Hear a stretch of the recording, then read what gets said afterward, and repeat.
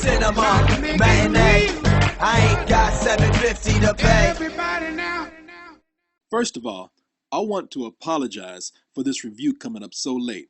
I'm in London right now, and I've probably had the most nightmarish 24 hours in my life. It pretty much ended with me having to rent a hotel room just for internet and my sound equipment getting fried. I will not let what is thus far a trip influence my opinion on my review of The Day the Earth Stood Still, even though this movie is not helping my mood too much either. Now, many of you already know that this is based on a 1951 film of the same name, which is considered a classic.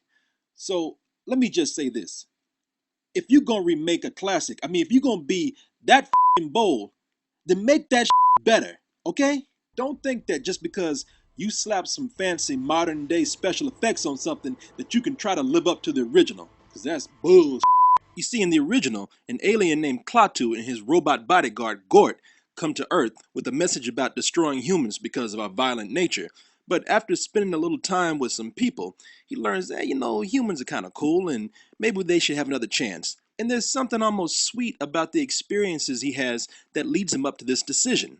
That's not exactly what we get here in this remake. The basic idea is still the same, except, as I said before, we have bigger special effects. And then there's Keanu Reeves, who plays the main character in Alien, Klaatu, who throughout the movie shows hardly any emotion.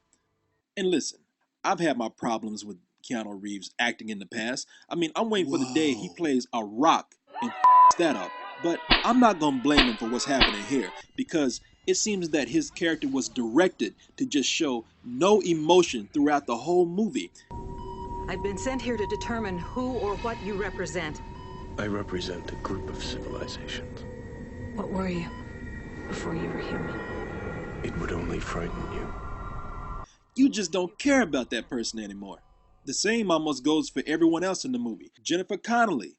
I have a thing for her. I will not talk bad about her unless I have to. And right now I have to, because she ain't giving to do in this movie but sit around and cry or look like she's been sniffing paint. The only one who brings any life to this movie is little Jaden Smith, and even he's written to be an annoying brat. I want to catch him by his sideshow bob nappy head and choke his little ass about 6 times throughout this thing. And the thing I just cannot forgive this movie for are a couple of scenes of blatant product placement. Apparently, if you go by this movie, aliens, they just meet in the middle of McDonald's during the day and they just talk about different ways that they're going to destroy the earth.